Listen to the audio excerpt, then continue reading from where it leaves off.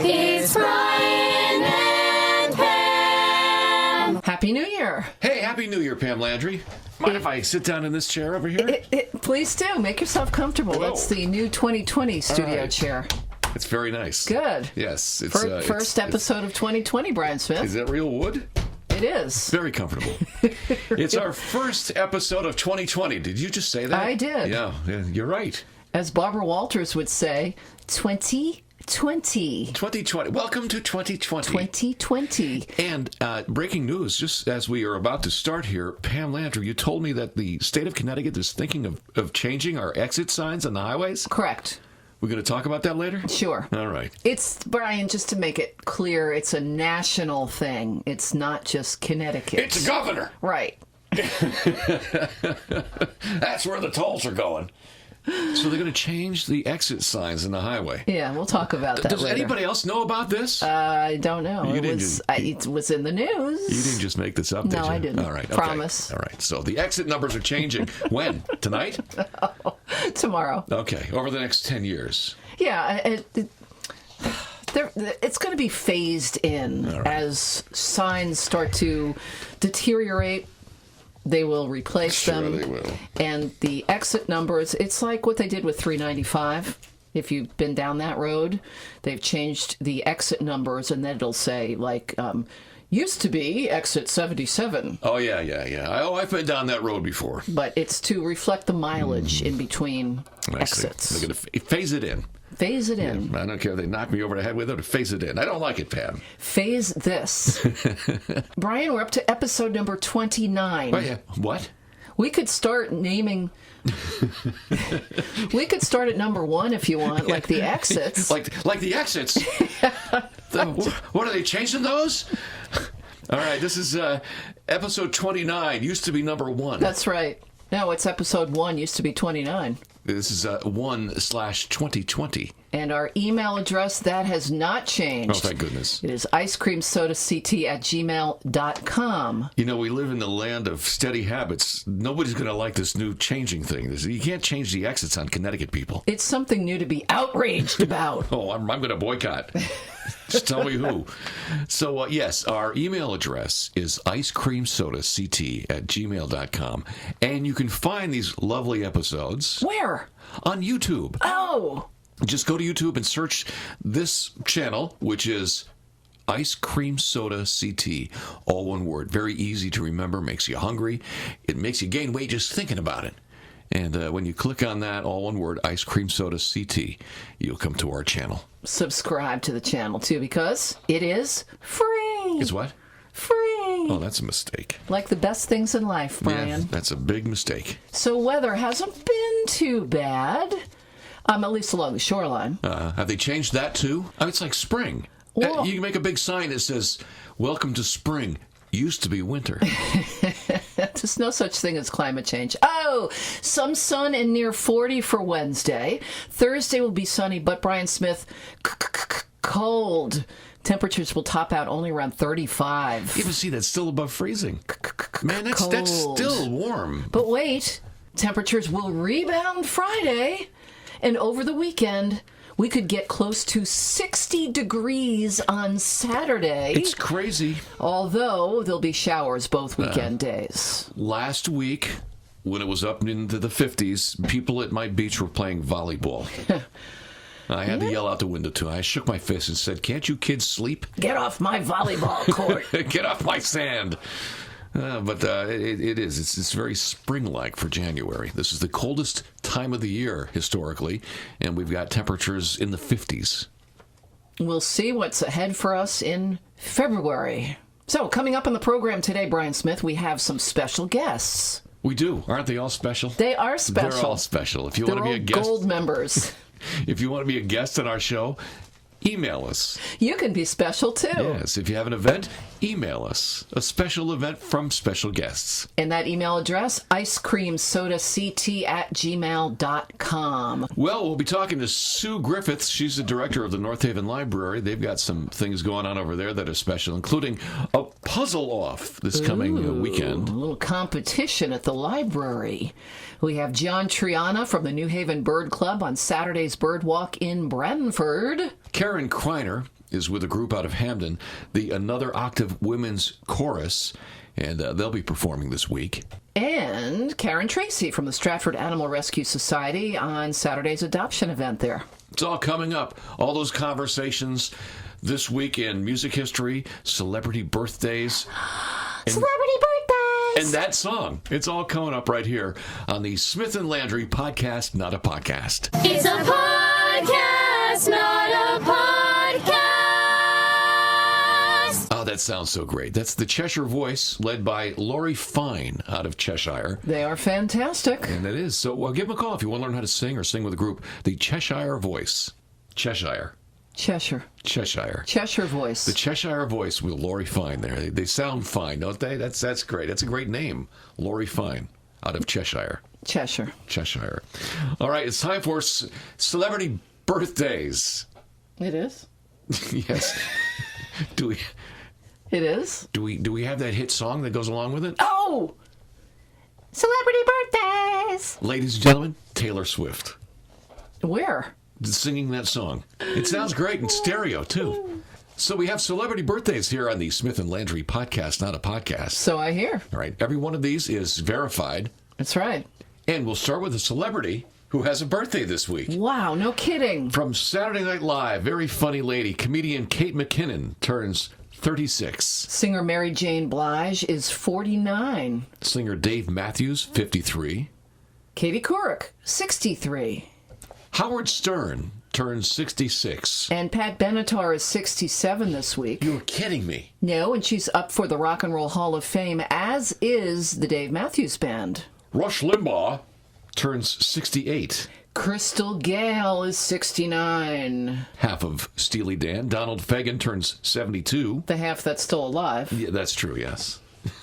Kenny Loggins is 72. David Bowie would have been 73 years old. He died back in 2016. Robbie Krieger, guitarist with The Doors, he is 74. Rod Stewart, who was just charged with assault with his son in New York City recently. Saw that. Rod Stewart turned 75. Somebody was giving him a hard time, and he hit him. I think he was trying to get into a party, and they weren't maybe. letting him in or something like that. Let him in. Yeah. I know, he's Rod Stewart. Jimmy Page, 76. Joan Baez turns 79 this week. Game show host Bob Eubanks. Remember him from the Newlywed Game? Oh, yeah. Turn your cards over. 82. 82. That's what I had also. The singer who gave us Goldfinger from the James Bond movie, as well as a lot of other songs, Shirley Bassey, turns 83. And Brian Smith, the winner of the Celebrity Birthday Derby, he actually has passed away. Oh, no. He passed away back in 1977. Who?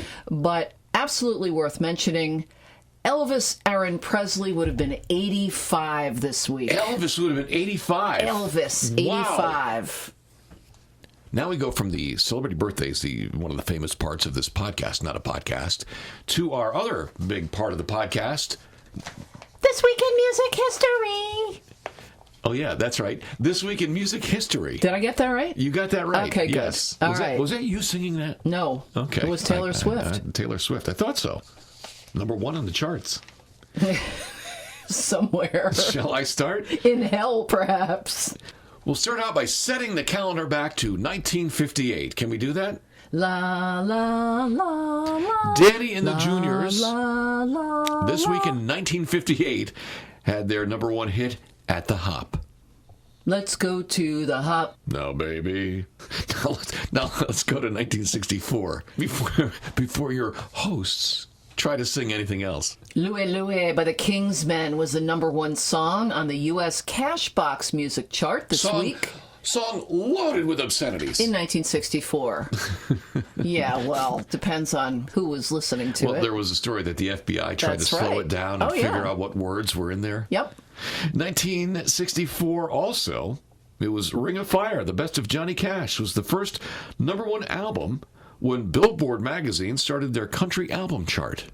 And this week in 1965, the Beatles started a 9-week run at number 1 on the U.S. album chart with Beatles 65, oddly, in 1965. What a coincidence. Right? Good thing they named it that. Yeah. Yes. This week, back in 1966, those same Beatles started their 6-week stay at number 1 on the album charts with Rubber Soul. 2 years later, the Beatles again, 1968, Magical Mystery Tour started 8 weeks at number 1 on the U.S. album chart. This week in 1973, Carly Simon was at number 1 with the song You're So Vain. A year later, 1974, the Steve Miller Band were at number 1 with The Joker. This week, back in 1979, the Bee Gees' song Too Much Heaven was number 1 for the first of 2 weeks at number 1. And this week in 1988, Whitney Houston scored her 6th consecutive number 1 tune with So Emotional. And it was this week back in 1990 that Phil Collins started his 3-week stop at number 1 with But Seriously. It's Brian and Pam.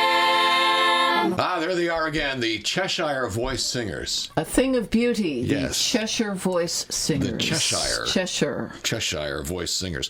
You know, we just did This Week in Music History. We did? I missed Yep. it. How about This Week in Toy History? Hey, there's a new feature. This Week in Toy History. Just one item this week, but we'll have to build. I can't wait. What is it? This week, back in 1958, the first ant farm went on sale. Okay. A guy named Milton Levine had the idea of an ant farm no. while watching ants at a 4th of July family picnic back in 1950. I suppose that's one way 1957. of making money off of ants eating your picnic. But who would want an ant farm? Did you have sea monkeys when you were a little kid? I had those too. So did I. But are you saying you had an ant farm? I had an ant farm. Was it worth it? It was a gift. Yeah, I had all that stuff. A gift from somebody who didn't like you, I guess. My cousins and I, we collected all the X-ray specs. That was all the stuff that was in the back of the comic books. Yes, magnifying glasses, and one of my favorite things, Pam Landry, was the bank where you put the coin on it and the skeleton's hand came out and grabbed the coin and brought I it back. remember that. Yes, we had that too. But I loved the sea monkeys. And, the ad showed them smiling. If I won the lottery, you know what I would do? I would start a museum with all those old toys in it. Yeah. Well, you probably can get them all somewhere. Yeah, and like one of my favorite things, I bought it at the Danbury Fair, fake vomit. Boy, I used that for years. So did you invite people over? No, I'd bring it to school. Oh, all right. That's good. I like that. My lunch didn't settle. Oh. Let's go over and find out what's happening in our area right now. Oh, local events. Yes. Yeah. The center of the universe. This is our part of Connecticut. And hello to our friends in Long Island, too. Coming up in Milford this weekend, there's a jazz show at the library on Sunday. We'll get to that coming up. But first, let's start this week in Hamden. And we'll start with Saturday. Well, Brian, Saturday in the town of Hamden, as you said, from 1 until 2 at Thornton Wilder Hall, the Miller Library Complex, there is the Next Family Winter Series performance. Of what? Smirk. What's that? It is a comedic juggling duo consisting of 2 professional performers who have performed at some of the biggest venues in the country, and now they're in Hamden. Juggling. Yes. For an hour. Juggling and comedy. Okay. It's perfect for all ages. Tickets $2 for kids, $3 for adults. Cash only at the door. And now let's flip a page in the Hamden calendar and go from Saturday to Sunday. Beep, beep, beep, beep, beep, beep. In Hamden on Sunday at Best Video Film and Cultural Center on Whitney Avenue. We love them. The Hamden Tree Commission in the town of Hamden present a screening of the movie Call of the Forest, The Forgotten Wisdom of Trees. The screening is free, open to the public. It's at 3 o'clock. And for more information, bestvideo.com. And then Sunday again in Hamden, it's the Another Octave Women's Chorus. Yep, also Sunday from 2 till 3 at the Thornton Wilder Hall Miller Library, a busy place on Dixwell Avenue. It's Another Octave Women's Chorus, and here to talk about it is Karen Kreiner. Hello, my name is Karen Kreiner, and I am with Another Octave Connecticut Women's Chorus. Celebrating its 30th year, Another Octave engages audiences with energetic performances and an eclectic repertoire that includes standard concert pieces as well as traditional and contemporary music reflecting women's lives. Together, we work for musical excellence and perform for the pleasure of our audience and ourselves. Another Octave is always looking for women women who like to sing. Open rehearsals are Tuesday, January 14th, 21st, and 28th from 7 to 9:30 p.m. at the Unitarian Society of New Haven on Hartford Turnpike in Hamden. But first, on this coming Sunday, January 12th, at the Miller Library in Hamden at 2 p.m., rock and pop will rule when Another Octave performs Bandstand Boogie and the Brill Building. This unique take on American Bandstand will make you want to hum along with iconic tunes from the 50s and early 60s. You can find us on Facebook and Twitter. Please visit our website at www.anotheroctave.org for more information. Thank you, Karen Kreiner of Another Octave Women's Chorus in Hamden. And we go up Route 10 from Hamden to the lovely town of Cheshire. And in Cheshire, Brian, on It's Saturday. Cheshire. Saturday at 10 a.m. at the Cheshire Library. Where would that be? In the beautiful town of Cheshire, I In assume. Cheshire. If you are looking for a preschool or child care center in Cheshire, representatives from 8 local preschools will be at the Cheshire Public Library to give you information. You do need to register at CheshireLibrary.com. And now from lovely Cheshire, Connecticut, we head to North Haven to find out what's going on there this weekend. The people of North Haven want to know. They're all sitting home doing nothing.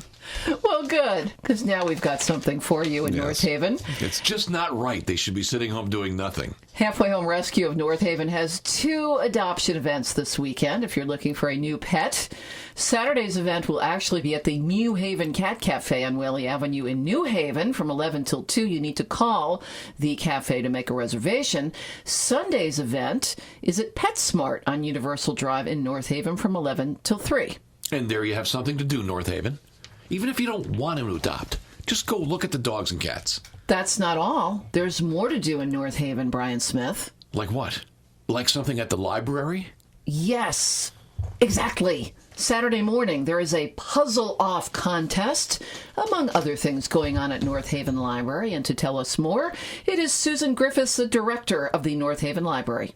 Thank you, Brian and Pam. The North Haven Memorial Library has lots of wonderful programs coming up, including the Puzzle Off contest on Saturday the 11th at 10:15. This is where 10 teams compete doing the exact same puzzle at the same time to see who could complete the puzzle first. It is a filled program, but I encourage you to stop by because it's so much fun, and we do run the program twice a year. On Tuesdays at 10:30 in the morning, we show movies, and this month it's Foreign Film Month. Did you get an air fryer for the holidays, but you're not sure how to use it? You can learn on Wednesday the 22nd at 6:30 p.m. Do you want to travel to Nepal but don't really want to leave your couch? Join us for the Armchair Traveler Series at 7 p.m. on the 15th. To learn more about all of the programs that the library offers, please visit us at northavenlibrary.net, and thank you so much for having me.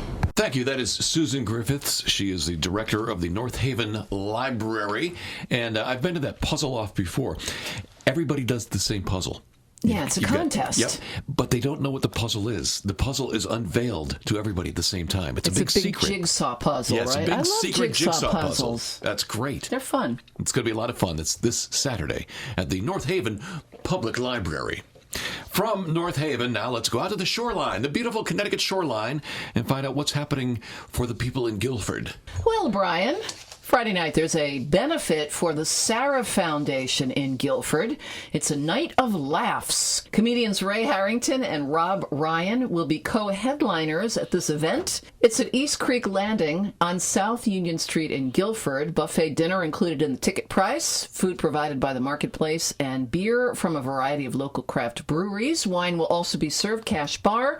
Tickets $30, seats limited. For more, Sarah, that's Sarah with an H, foundation.org. That sounds great. What could be better than drinking a lot of beer and having a lot of fun? I know. In Guilford.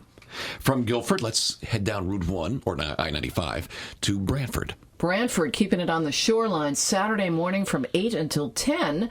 The New Haven Bird Club has their winter bird walk. The walk leader is John Triana, and he's here to tell us more. The New Haven Bird Club will be leading a winter bird walk at Lake Saltonstall in Brantford on Saturday, January 11th, starting at 8 a.m. Come out and walk Lake Saltonstall to look for winter birds along the lake shore itself and also through the woods, including underneath the power lines.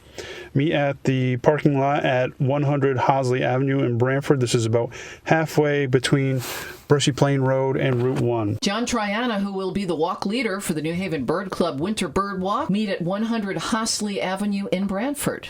From the Birdwalk in Brantford, we head down to East Haven now for a big fundraiser for the St. Patrick's Day Parade. Yeah, Saturday night, Band O Brothers is playing at the Irish American Community Center.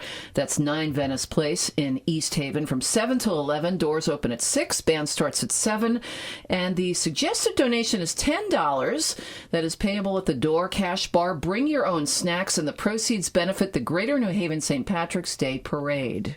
There is no fundraiser better, Pam Landry, than a fundraiser for the St. Patrick's Day Parade. You think so? It's always fun. And now let's go from East Haven and the St. Patrick's Day fundraiser down to New Haven and find out what's happening at the library on Saturday. At the main branch of the library in New Haven on Elm Street, Saturday 1 till 3. It's Tell Your New Haven Story. You can go there and share your story. They'll have a pop-up recording set up ready to record your story of your life and your connection to New Haven. Kind of cool. They want people to share unique perspectives of living in the Elm City, and you can register at nhfpl.org. I could probably fill that thing up with Toad's Place stories. Probably so. No, wouldn't that be great? All the bands that were there.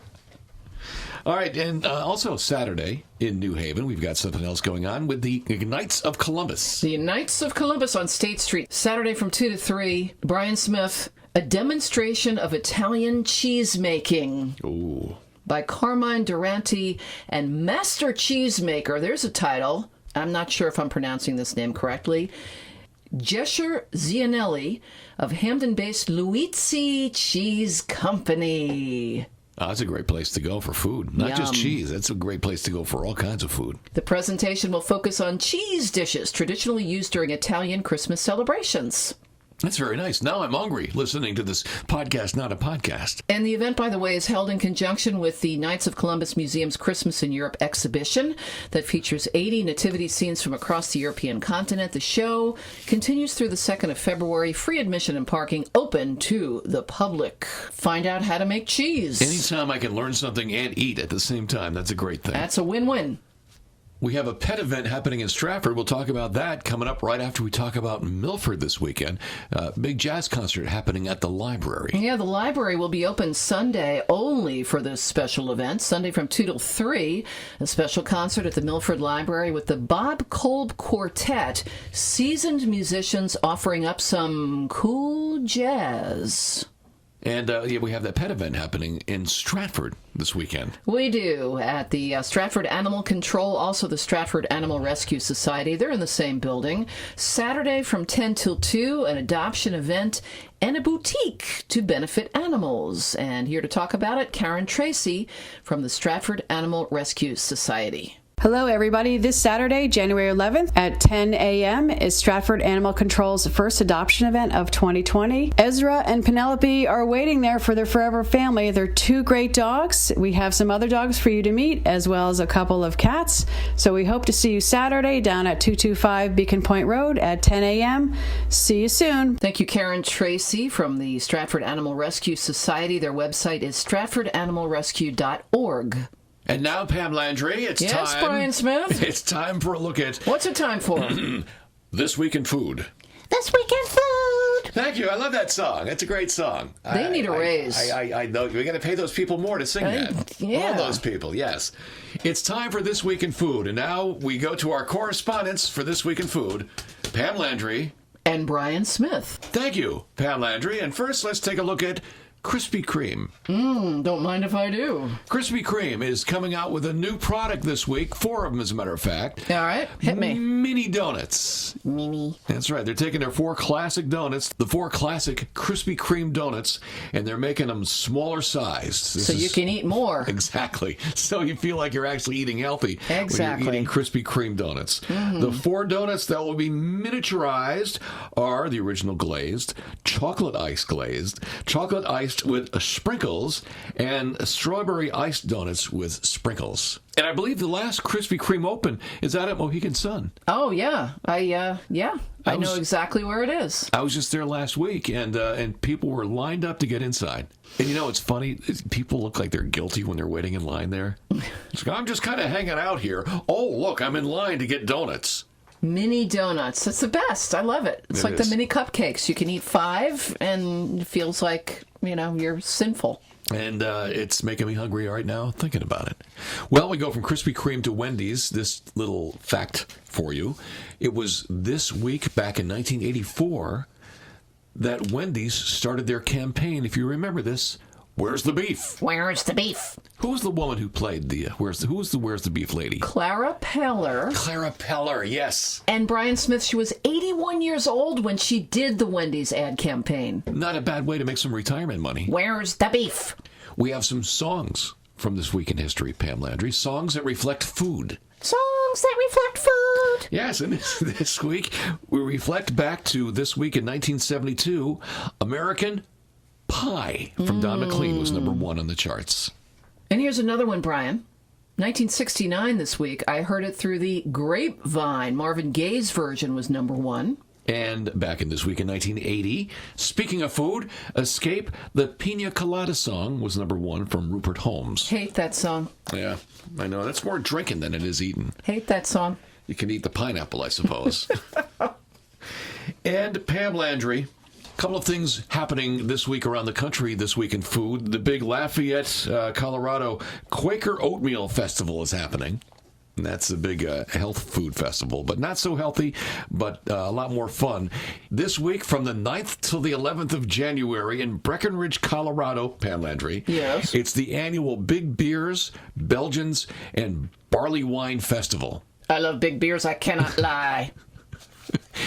Here's the thing. You can go there and experience the event that beer connoisseurs flock to in Breckenridge, Colorado. Drink beer and go skiing. What could possibly go wrong? Nothing. That's the way to do it. No, of course not. Yeah. It's a festival for beer lovers, home brewers, professional brewers, maybe the Milwaukee Brewers, and anybody who likes the beer eating and drinking industry. You can go there, and the price for a ticket, Pam Landry, if you want to go there, what is it? It's called the Colorado Full Weekend VIP Pass, so you can go and find out about beer. It's a mere $675 to get in. I'm out. Well, apparently a lot of people are in. This is a big thing. Not only is this something you can go out to Colorado and enjoy, but if you really want to get into it and you're stuck here on the East Coast, they're going to be broadcasting parts of this on their Facebook page, which is Big Beers. So you can drink along with them? Yes. From the comfort of your own home. You just sit in your chair in a pair of underwear and just have a beer and watch it happen. And it won't cost you $675 either. It's Big Beers on Facebook, and it's this weekend. It's a podcast, not a podcast. Okay, now before we go, we've got to get back to the story we talked about in the beginning of this podcast, not a podcast, back in the beginning, not the beginning, about those exit signs in the highway. You know, Brian Smith, that was so long ago, I nearly forgot. Yeah, well, I didn't forget. I'm totally against this. Why? Because it just makes it's like that metric system mumbo jumbo. You don't like change, do you? I'm from Connecticut. Nothing changes. Yeah, new exit signs on state highways coming in the coming years as Connecticut moves toward a uniform national model that reflects miles driven rather than sequential numbers. And that new format, Brian Smith, as I mentioned, has already begun on Interstate 395. That's just nuts. So this is all over the country. We're not just ruining Connecticut, but it's national. This is a national thing. We're going to ruin everything. Now, they're saying in Connecticut, before you get too upset, that changing the exit numbers comes at no additional cost. The state will change the exit numbers only when signs need to be replaced after exceeding their useful lifespan. Oh, sure, but they'll be replacing them early, I'm telling you. Well, I don't understand how they could only do a couple at a time. That makes no sense, right? If you're going to change all the exit signs on a road, wouldn't you change them all at once? You'd think so. Yeah, you know. So that makes no sense to me. They're just going to come by and make them all ruined. Because think about this. If the sign that becomes exit 1, which was formerly exit 32, gets changed, but then the next sign doesn't get changed, you go from exit 1 to exit 33. This just makes self-driving cars all the more necessary. Well, Well, it is the year 2020. Weren't they supposed to be flying by now? They should be. Now, let me get this straight about these signs. You said it's going on a mileage-based system, right? From point A to point B, the signs are going to reflect how many miles you're traveling? Apparently so. From where? From, if you're on 95, will this be from New York or from Rhode Island? I'm assuming that it's from the beginning of whatever road you're on. Oh, this is just senseless to me. This is Connecticut. You don't do things like this to Connecticut. Mileage-based exit numbers. So here's the lowdown between this year, 2020, and 4 years from now. Sign replacement is expected to be completed on routes 9, 72, and 8, as well as Interstate 691. So that's the next 4 years. Yeah, you've already got me confused. And I'm telling you, Pam Landry, this is just the beginning. Once they make us swallow this bitter pill, what's next? They're going to change the name of Connecticut. We were the fifth state to be ratified? They're going to change the name of Connecticut from Connecticut to number 5. Connecticut is a beautiful name. State number 5. Really, you can't put Connecticut into a song, and it doesn't rhyme with anything, but it's a beautiful name. Connecticut. See how beautiful that sounds? The construction state. No, that's the Constitution state. All right. It doesn't really have a nice ring to it. Connecticut. But it's nice, but you wait till they call it number 5. And when that happens, the only people who are going to be happy are Delaware, because they're number 1. I can see it right now. Come to Delaware, formerly Delaware. Now we're number 1. We're number 1. Yeah, and all the 49 states are going to hate it. Well, there are other projects in the planning phase for this, Brian. Oh, I knew it. Could be completed by the end of the decade, including changes on Interstates 84, 91, 95. Don't touch my 95. 291, 384, routes 15 and 20. You know what? I'm just going to drive blindfolded. That way there will be no trouble whatsoever. No, none at all. Why don't we just go back to the old There'll ways? There'll be no problem with that. How do I get to the mall? Well, you go to, it used to be actually 39, but now it's, number 72 and a half. I know. Well, we'll go back to the old ways. How do I get to the mall? Go to the exit where the tree is and just take that one. On 395, they changed the exits, and then they put underneath the new exit, they put the old exit number. Yeah, that's not confusing. You know what? Because you're driving by fractions now. Exit 2. Do I take the... Oh, but it's really exit 77. Do I take the nominator or the denominator? So, it is a federal requirement, and states that don't comply with the federal requirements risk losing federal funding. Well, can I make a suggestion? So stop you whining. Can I make a big suggestion? Sure. Here? Why don't we just start selling sponsorships for the exits? Why not? And just start selling them that way. For example, down in Milford on 95, Subway already has their own road now. It's called Subway. That's right. Bic Drive. So why not just do it that way and sell them? Just sell the sponsorships. Everything is for sale, really, though, isn't it? Yeah. Well, you want to go see the Yankees? Go take the Yankees exit. That's right. You want to go see the Mets? Go take the Citi Field exit. Sell it. You watch. They're going to do this now. You want to go to Hammonasset? You take the Hammonasset exit. Yeah, if you can get money for that, that'd be great. Yeah. Well, the other thing that comes into play here, Brian, is when you start changing exit numbers, businesses may have to change their advertising. Oh, see? It's nothing but trouble. And so there are further ramifications. There's a ripple effect to this. So we'll see. But it is a federal mandate. But you got your bakeries. You got your Lyman Orchards. Take the pie exit, 3.14. And for the breweries, what would that be? Take the beer exit. That's what? How cool would that be? You get to take 2 roads to 2 roads. Well, that settles it then. Forget this whole craziness about naming exits after how many miles you go from somewhere. Sell the sponsorship. I'm sure there's a lot of possibilities. If you wanted to go to the cemetery. That's a true exit. Yeah, that's a dead end. Oh! No!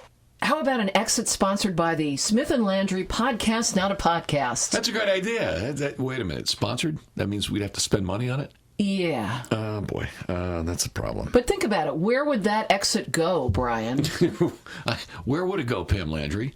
Probably nowhere. No. Speaking of going, are we done? I think we are. Did we thank Holly for doing our social media work? Thank you, Holly. Did we thank all our special guests for being so special? Our special guests this week, Brian, Karen Kreiner from Another Octave Women's Chorus in Hamden, Susan Griffiths, director of the North Haven Library, John Triana with the New Haven Bird Club, and Karen Tracy with the Stratford Animal Rescue Society. And if you're a special guest with a special event, just feel free to give us a special email. And that email address is, all one word, icecreamsodact@gmail.com. Now that's special. That is very special. Let's see. We've thanked everybody. We've talked about this. Sponsorships. I got angry because of the big change in the road signs. Are we done? We're done. Goodbye.